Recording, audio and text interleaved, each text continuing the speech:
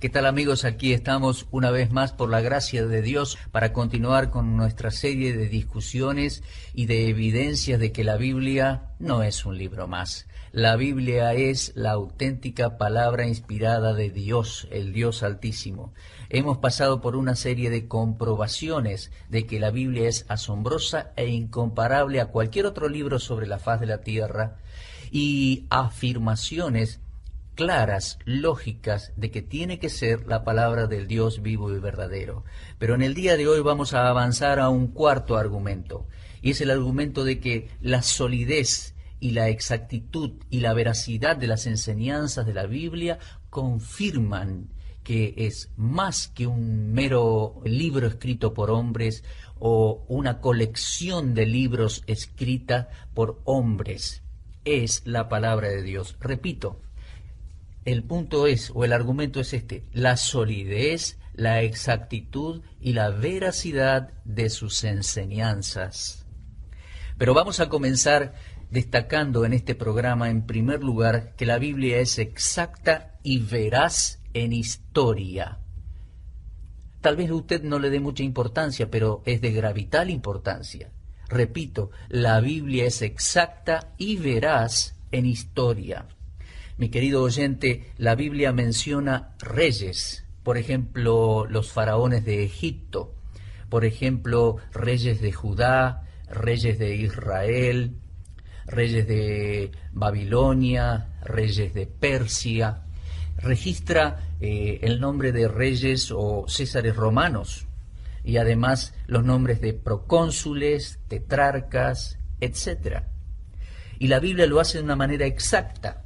Además, menciona los nombres de los grandes imperios: el imperio egipcio, el imperio babilónico, el imperio medo-persa, el imperio griego, el imperio romano, etc.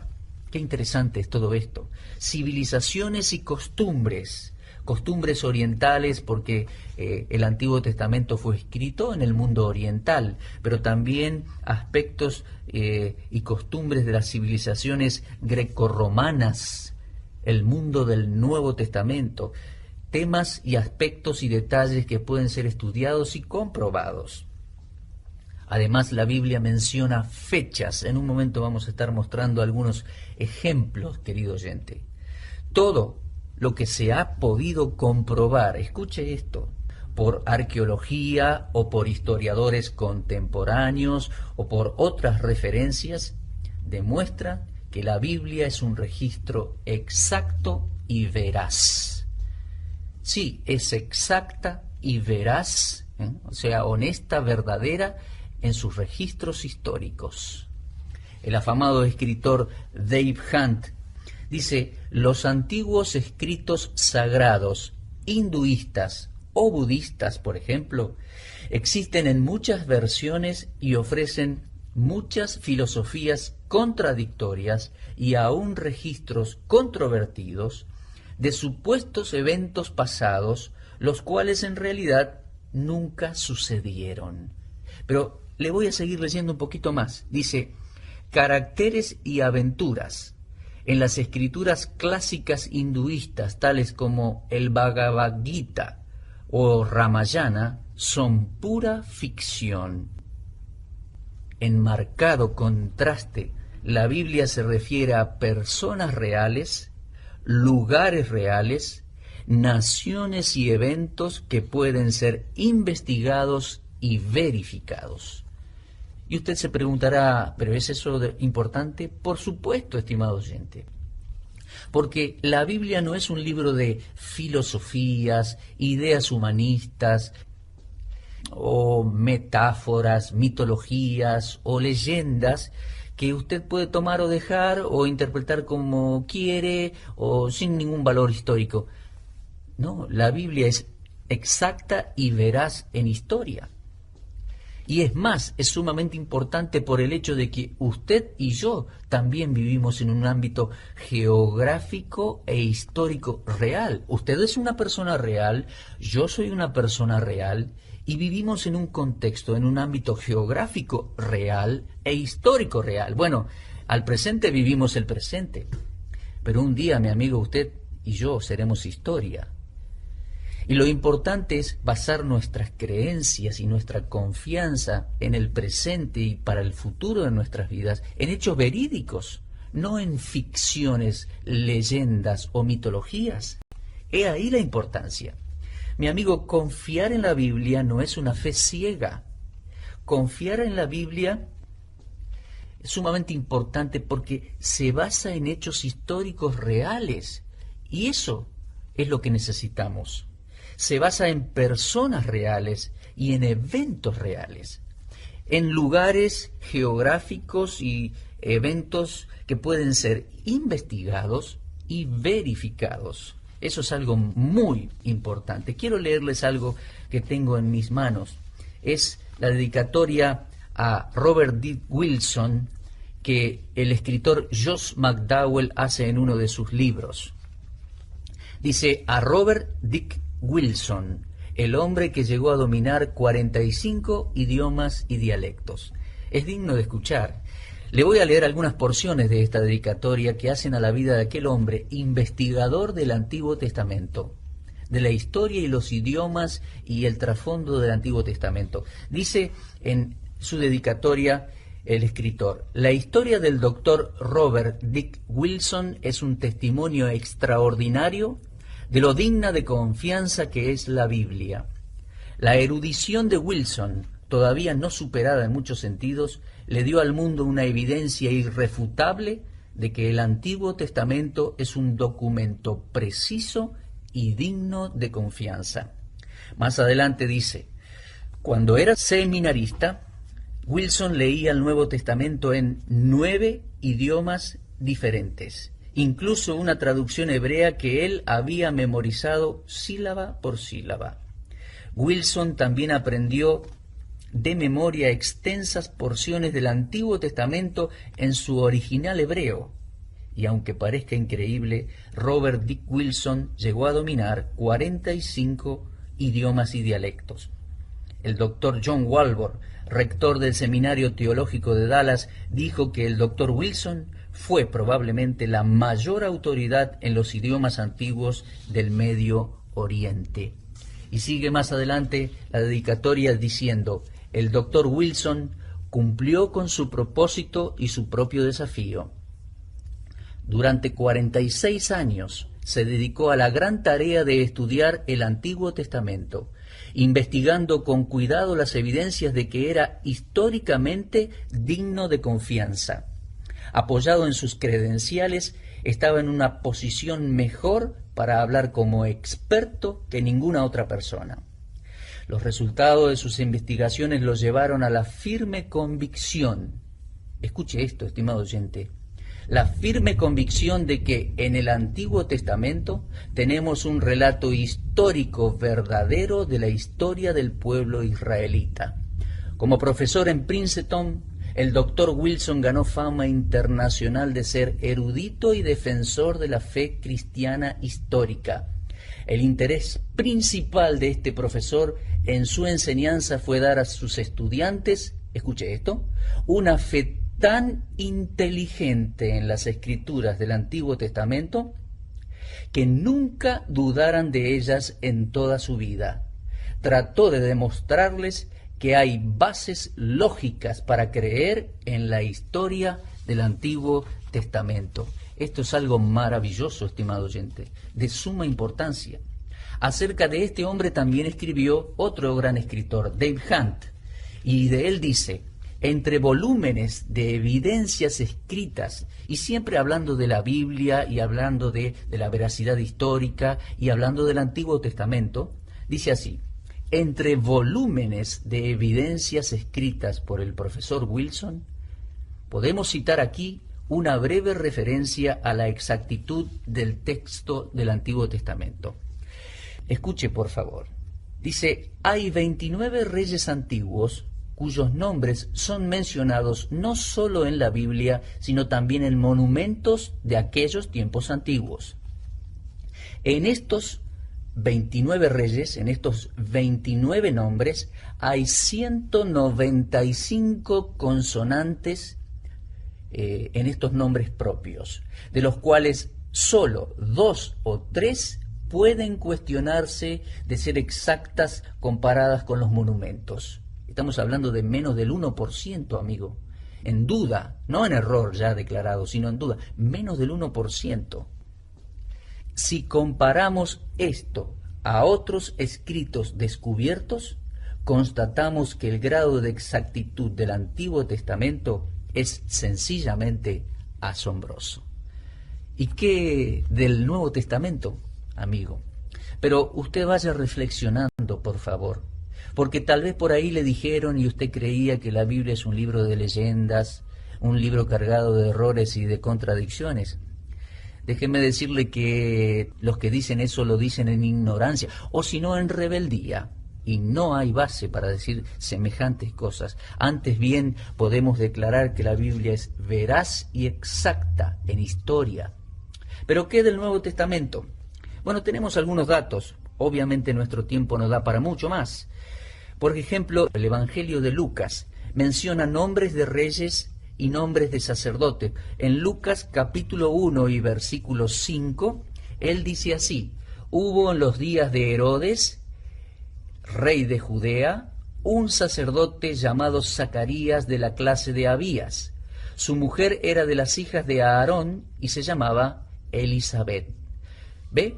Querido oyente, aquí el escritor, el médico Lucas, está citando al rey Herodes y está citando al sacerdote Zacarías, está diciendo de qué clase sacerdotal era allí en el templo en Jerusalén.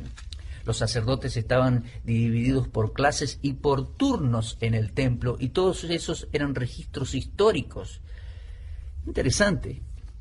Además, Lucas menciona gobernadores, tetrarcas, sumos sacerdotes. Por ejemplo, podemos leer en capítulo 3 y versículo 1.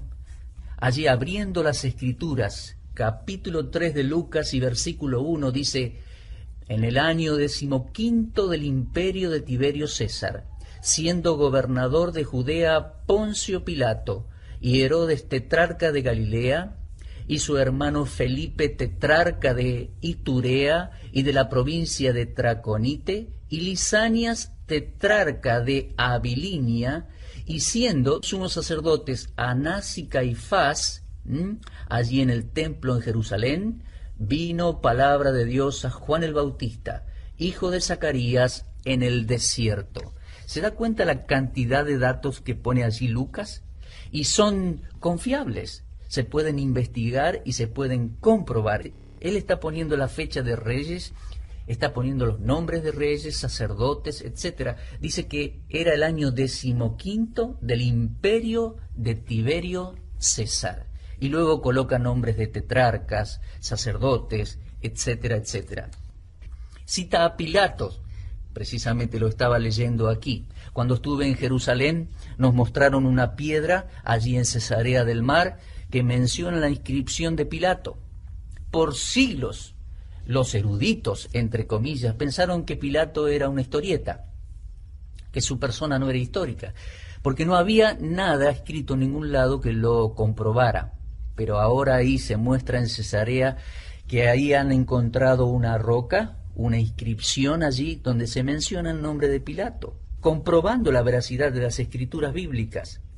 Pero además Lucas menciona en el libro de los Hechos, escrito por él también, por ejemplo, una gran hambre que vino en los tiempos de Claudio, allí en Hechos 11:28, menciona a Filipos como una colonia romana, menciona el tribunal en Corinto, en Hechos 19, menciona la asamblea griega allí en Hechos capítulo 20, y describe pormenorizadamente todo el viaje por mar en los últimos capítulos del libro de los Hechos, y todo el naufragio que tuvieron allí en el mar el apóstol Pablo y él. Describe pormenorizadamente los aspectos de la nave, los vientos, las islas a las cuales arribaron, etcétera, etcétera. Y hoy todos esos lugares son comprobados. Usted puede hacer un viaje turístico e ir comprobando, mi amigo, tanto del Antiguo Testamento como del Nuevo, que la Biblia es exacta y veraz en historia. Son datos exactos del Dios exacto, que nos creó para que usted viva en un lugar y en un momento histórico real y le llegue una palabra confiable, real, exacta.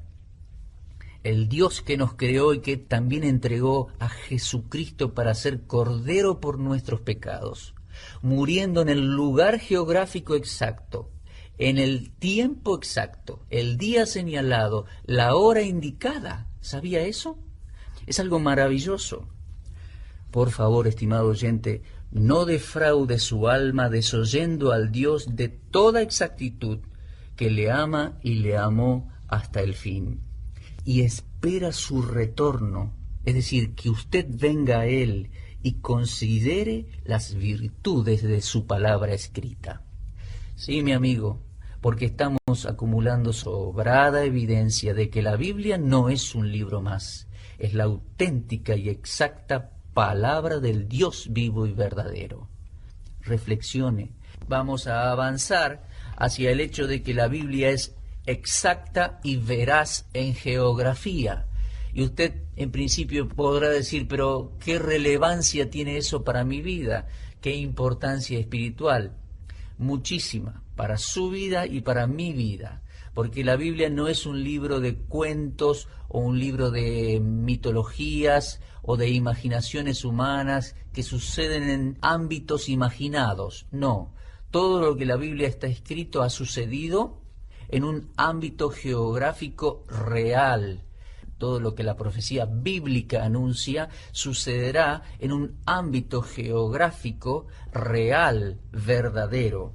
Querido oyente, la Biblia menciona una gran cantidad de elementos geográficos y topográficos de manera contundente e insistente, pero con toda la naturalidad de los que describen los lugares propios en que viven. Los propios autores iban nombrando y describiendo los propios lugares que veían y donde ellos estaban y los acontecimientos que veían o experimentaban.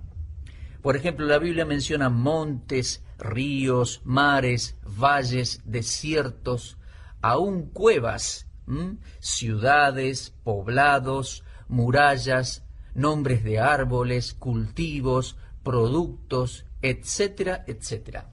En un momento les voy a dar algunos ejemplos. Quiero decirle que la Biblia no solo los menciona como cosas del pasado a estos lugares y aspectos, sino que hoy permanecen y hoy pueden ser verificados. Y además esperan ser el escenario del cumplimiento de los anuncios profetizados en la Biblia. ¿Qué le parece? Por ejemplo, el Valle de Armagedón, el Monte de los Olivos, Jerusalén, el Mar Muerto, son tan solo algunos de estos lugares geográficos donde la Biblia anuncia acontecimientos para el futuro o hacia el futuro. Hablando de algunos montes que la Biblia va mencionando, por ejemplo, menciona el Monte Hermón, el Monte Carmelo, el Monte Sinaí, el Monte de los Olivos, el Monte Sión, el Monte Moriah. Son todos montes, montañas que usted puede verificar y conocer en un simple viaje turístico. Y verá que son realidad, no imaginación, no leyenda, no lugares mitológicos. Además, la Biblia, por ejemplo, menciona ríos, como puede ser el río Nilo en Egipto, o el río Éufrates, o el río Jordán, tan mencionado allí en la tierra de Israel. La Biblia también menciona mares, como ser el Mar Rojo, muy mencionado en la salida de Israel desde Egipto. También menciona el Mar de Galilea, tan mencionado en la vida y en el ministerio de Jesucristo. Pero también menciona el Mar Grande, lo que hoy llamamos el Mar Mediterráneo, y también menciona el Mar Muerto. Lugares específicos, reales, verdaderos. Pero la Biblia también menciona valles, por ejemplo el Valle de Meguido, donde sucederá la campaña o batalla de Armagedón, el Valle del Cedrón, allí saliendo de la muralla que da al oriente de Jerusalén, entre la muralla y el Monte de los Olivos, allí está el Valle de Cedrón y allí comienza todo un camino, digamos, un sinuoso valle que desemboca en el Mar Muerto. Es un lugar exacto, real, que hoy puede ser visitado. Pero la Biblia también menciona ciertas cuevas donde se escondió, por ejemplo, David, que hoy pueden ser visitadas. La Biblia menciona, estimado oyente, ciudades en gran cantidad, como por ejemplo la pequeña ciudad de Belén, la ciudad de Jerusalén, la gran ciudad de Babilonia. Menciona, por ejemplo, la ciudad de Antioquía, la ciudad de Atenas, la ciudad de Roma. Tantas ciudades desde Génesis hasta Apocalipsis. También la Biblia menciona poblados pequeños, menciona ciudades amuralladas y aún con especial énfasis en algunos casos sobre sus murallas, como Jericó, como Jerusalén. Jericó porque cayeron los muros de Jericó cuando los ejércitos de Josué lo rodearon, ¿se acuerdan?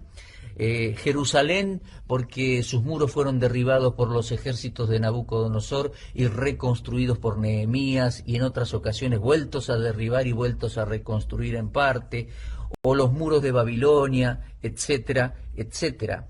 Además, la Escritura va mencionando nombres de árboles, por ejemplo, y es muy precisa en todo eso. Por ejemplo, menciona sicómoros, menciona cedros, olivos, higueras, y inclusive hay un nombre de un pequeño poblado que se llamaba Betfagé. Esa era la casa de higos, la casa de las higueras, y es precisa en sus declaraciones.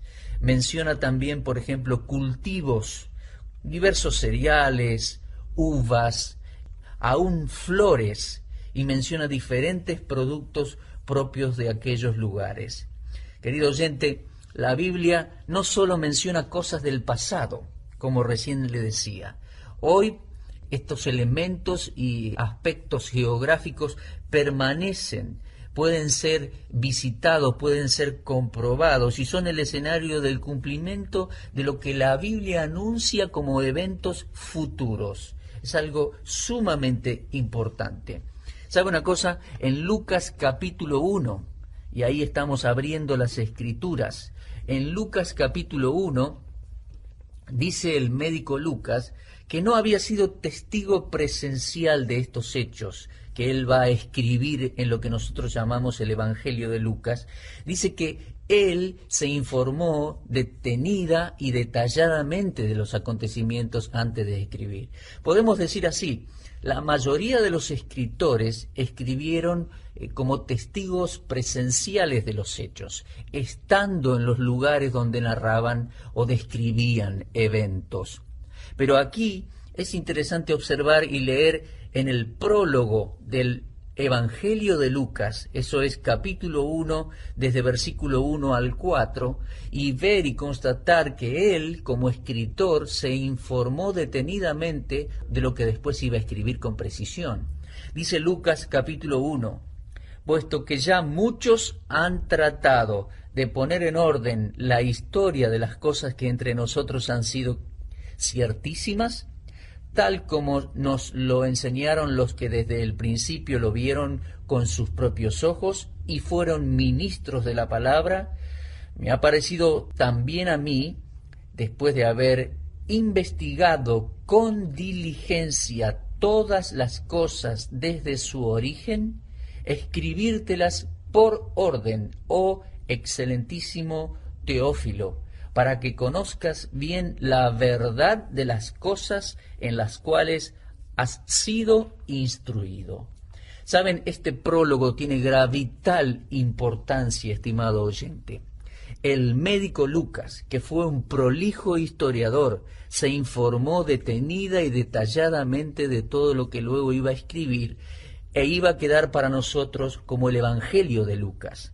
Él estaba escribiendo, se había propuesto escribir a un tal excelentísimo Teófilo. El nombre Teófilo significa amado de Dios. Y el título excelentísimo nos da la idea de que este era un destacado funcionario público en el Imperio Romano.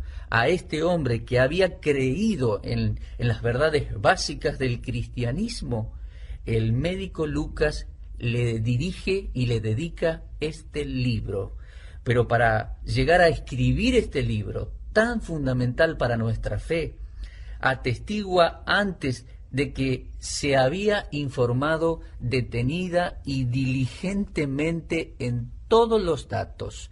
Eso implica datos históricos y datos geográficos para escribir este importantísimo libro. ¿Se da cuenta, mi estimado oyente? La Biblia no es un libro de anécdotas orales o de filosofías o de mitologías sin relevancia o sin trascendencia para nuestras vidas. Quiero decirles, la precisión de todos y cada uno de los datos geográficos de la Biblia nos trae un valioso fundamento espiritual. Sí, porque si fuera imprecisa geográficamente hablando o históricamente hablando, ya no tendría validez lo que dice. No estamos, querido oyente, frente a la Biblia, ante el producto de la imaginación de los hombres o un abstracto escenario de ilusiones. No. Prácticamente cada lugar o aspecto geográfico citado por la Biblia puede ser comprobado y verificado con certeza. Es el escenario exacto de los acontecimientos del pasado, pero también el escenario preciso de lo que la Biblia anuncia para el futuro. Cuando estuve en Israel pude comprobar estos lugares geográficos y darme cuenta de su veracidad y que allí están esperando que se desaten los acontecimientos del futuro y todo acontezca con precisión. Por eso podemos creer en Cristo, mi amigo, sin haberle visto, creer en su nacimiento en Belén, creer en su ministerio, en su predicación en Galilea y el mar de Galilea y en toda la zona de Judea y en Jerusalén. Sí, creer en su crucifixión, que sucedió allí en las afueras de las murallas de Jerusalén, creer en su ascenso, creer en su regreso por nosotros, creer en Armagedón porque se describe desde el Monte Carmelo, el Valle de Meguido, hasta el sur en Petra, en el territorio de Edom, se describe toda la batalla de Armagedón en la Biblia en un escenario geográfico preciso y exacto. Creer en su descenso, porque Zacarías 14 y Hechos 1 dice que descenderá el Señor personalmente en su regreso y sus pies se posarán sobre el monte de los olivos. Zacarías capítulo 14, se lo repito. Mi amigo, la Biblia no es una ilusión religiosa. Además, quiero decirle que muchos nombres de lugares tienen un significado especial. Por ejemplo, Belén significa casa de pan. Y en esa casa de pan descendió el pan del cielo. El Señor dijo, yo soy el pan del cielo, el pan de vida, el pan que descendí del Padre, para ser nuestro alimento y nuestra satisfacción espiritual. Y así hay otros nombres propios de ciudades y de lugares que tienen una significancia espiritual. Y muchos lugares cobran especial valor por lo que sucedió allí o por lo que sucederá. Por ejemplo, el mar de Galilea tiene un especial valor y lugar en nuestros corazones. Fue fabuloso para mí estar allí, porque en todos sus alrededores y aún en el mar mismo estuvo el Señor Jesucristo, y aún Él hizo grandes milagros y estuvo presente, hizo grandes enseñanzas, y en la ladera de las montañas de alrededor y en las playas de alrededor, ese lugar cobra especial valor espiritual, pero es un lugar geográfico real. Lo mismo el Monte de los Olivos, como les decía recién. Además, no solamente por lo que sucedió en ciertos lugares, como les decía, sino por lo que la Biblia dice que sucederá en algunos lugares. Extremadamente fácil sería desacreditar la Biblia diciendo que son anécdotas, que son filosofías, que son metáforas, que son mitologías, que son leyendas, sin ningún asidero histórico ni ningún asidero geográfico. Pero no es así. Su veracidad y exactitud en geografía hace que tenga una notable confiabilidad textual y que eso sea, mi amigo, una sólida base para notables mensajes de tremendo peso y valor espiritual para nuestras vidas. Por favor, querido oyente, investigue. Y le aseguro que usted, si estudia e investiga de estos temas, quedará fascinado como nosotros, como yo, y podrá confiar que la Biblia no es un libro más, ni tampoco no es una colección de libros comunes y cualquiera. No, la Biblia es la auténtica palabra del único Dios vivo y verdadero. Hemos comenzado a desarrollar el tema de que la Biblia es exacta y veraz en diferentes aspectos. Dicho sea de paso, la solidez y la exactitud y la veracidad de las enseñanzas de la Biblia la destacan como un libro preciso y como la palabra de Dios. En primer lugar, hemos visto que es exacta y veraz en historia. En segundo lugar, veíamos que es exacta y veraz en geografía. Vamos a considerar brevemente que la arqueología la confirma. Sí, mi amigo, todos los descubrimientos arqueológicos que se han hecho hasta la fecha confirman el relato bíblico. No solamente en la tierra de Israel o en el territorio de Israel, sino descubrimientos arqueológicos hechos en diferentes países.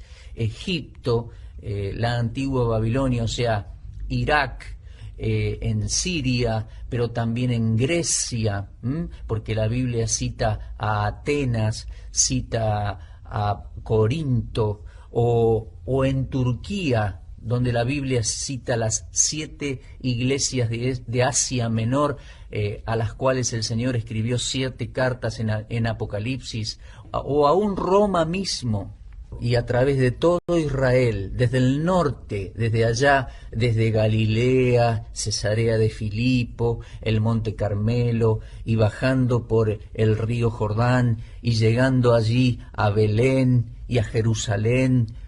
Todos los descubrimientos arqueológicos que se han hecho han corroborado la veracidad de las Escrituras. Se ha desarrollado muchísimo el turismo con todo esto y se han generado muchos lugares de exhibición de los descubrimientos y se han generado muchos museos a causa de las guerras y el terrorismo y los conflictos internacionales que hay y los conflictos dentro de Israel que hay. Bueno, se ha detenido bastante el turismo, pero gracias a Dios hace 14 años yo pude viajar a Israel, estar unos días allá y comprobar gran cantidad de cosas sorprendentes que se han descubierto en excavaciones. Pueden ser excavaciones un poco superficiales, algunas más profundas, y grandes descubrimientos que se han hecho corroborando siempre la veracidad y la exactitud de las Escrituras. Es algo hermosísimo, realmente hermosísimo, estimado oyente. Pero en todos lugares pasa lo mismo. Por ejemplo, hoy en Ankara, Turquía, hay un museo dedicado a los hititas o eteos, pueblo del que hasta hace poco no se tenía rastro alguno, y algunos escépticos señalaban como una leyenda de la Biblia. Sin embargo, hoy son una realidad y hay un museo dedicado a ellos. Se han producido videos documentales de las excavaciones de los caídos muros de Jericó, y además son innumerables las excavaciones en Jerusalén, atestiguando 3000 años de historia. Mi amigo, si usted va a Jerusalén encontrará museos grandes y pequeños. Nosotros tuvimos la oportunidad de llegar a una casa donde se había hecho un pequeño museo, porque habían cavado unos cimientos para hacer un edificio y abajo se habían encontrado con restos del tiempo de los romanos, monedas romanas, vasijas romanas, judías y todo quemado, verificando cómo los romanos en el año 70 no solamente destruyeron el templo y quemaron todo, sino que destruyeron toda la ciudad de Jerusalén y la quemaron. Por eso ese museo donde estuvimos se llama el Museo de la Casa Quemada. También en medio de la ciudad hay un hueco, allí con barandas, donde uno puede acercarse desde arriba y mirar hacia abajo en un gran pozo y ver piedras ordenadas en forma de muro, y se cree que esos son las bases del antiguo muro que reedificó Nehemías en sus tiempos. Públicamente son conocidos muchísimos videos hoy, libros, artículos que atestiguan la presencia del arca de Noé en los montes de Ararat. Es parte de la arqueología bíblica, es parte de la realidad histórica y de la veracidad y precisión de la Biblia. Expedicionarios, lugareños, aviadores de la Segunda Guerra Mundial, imágenes satelitales, van mostrando que en la cima de los montes Ararat, cubiertos por toneladas de hielo, hay allí un barco con una configuración cuadradita como si fuera una caja de fósforo allá arriba, de madera que es ajena al propio lugar de hoy en día. Sin duda que es el arca de Noé. Ya cambiando de tema y de enfoque, las ruinas de Capernaum sobre el mar de Galilea. Usted puede ir allí, entrar a un museo que hay y se encontrará con las ruinas de una sinagoga y el lugar donde el Señor comenzó a predicar y sanó a la suegra de Pedro y vivió allí porque se mudó a Capernaum por varios meses. Y encontrará los cimientos de la sinagoga donde él predicó y sanó enfermos y aún fue rechazado por los religiosos de aquellos días. También hay comprobaciones de la existencia de la antigua Sodoma y su destrucción repentina allí al borde del Mar Muerto, hoy cubierto de sal, porque fue destruida Sodoma, Gomorra y las ciudades vecinas por un juicio repentino de Dios. Bueno, mire, puedo llegar hasta cansarlo conversando de todos los descubrimientos arqueológicos de los cuales hoy disponemos. Pero yendo al Nuevo Testamento, le cuento que Lucas fue un detallado historiador que a lo largo de sus 2 libros, me refiero al Evangelio de Lucas y el libro de los Hechos, ha mencionado reyes, gobernadores, procónsules, tetrarcas, sacerdotes, censos, decesos, infinidad de lugares con exactas características, sinagogas, teatros, lugares en diferentes mares y costas, y todo eso es verificable. La arqueología lo ha descubierto. Estuvimos allí en un teatro o las ruinas de un anfiteatro en Cesarea del Mar, y hay muchos teatros donde se mencionan en las Escrituras y hoy están sus ruinas, aún en las ciudades de Asia Menor, que hoy es Turquía. Mire, déjeme decirle algo sencillito. Cuanto más se descubre y se estudia, más y más se confirma la exactitud impecable de los trabajos de los escritores como historiadores. La Biblia es impecable y exacta en geografía y en historia, como dijimos en programas anteriores, y la arqueología así lo confirma.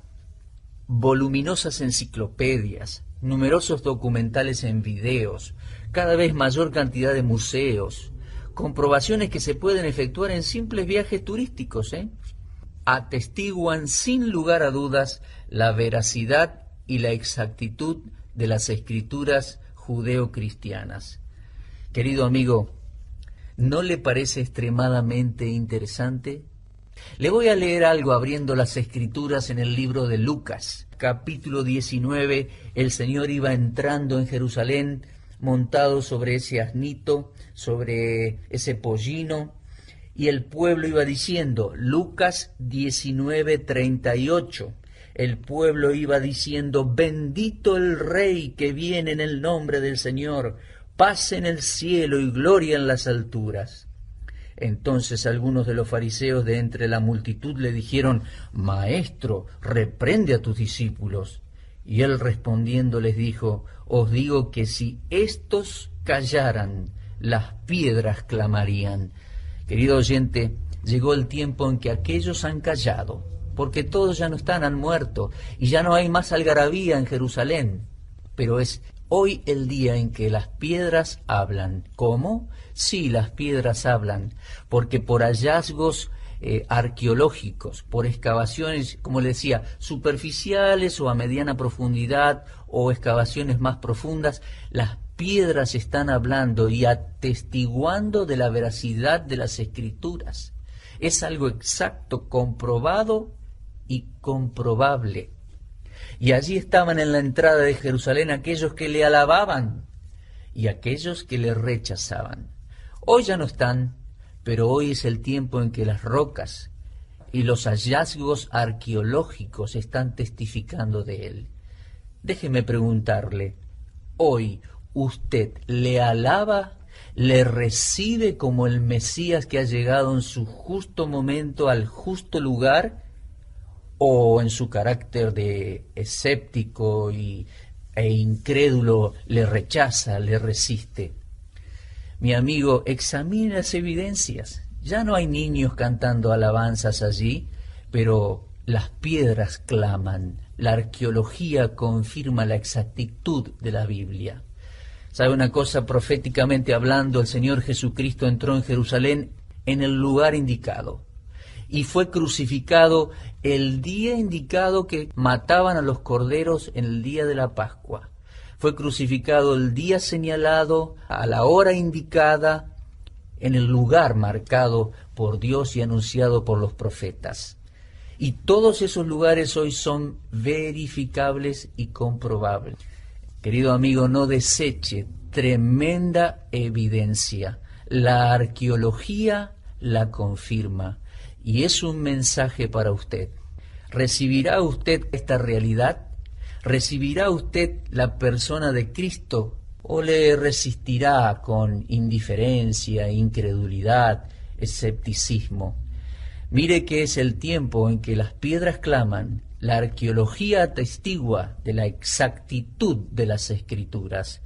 ¿Cuál será su reacción ante tremenda realidad, tremendas verdades de la Biblia, la auténtica palabra de Dios que ha cruzado los siglos y ha permanecido y está delante de usted como un mensaje de Dios para que usted lo considere?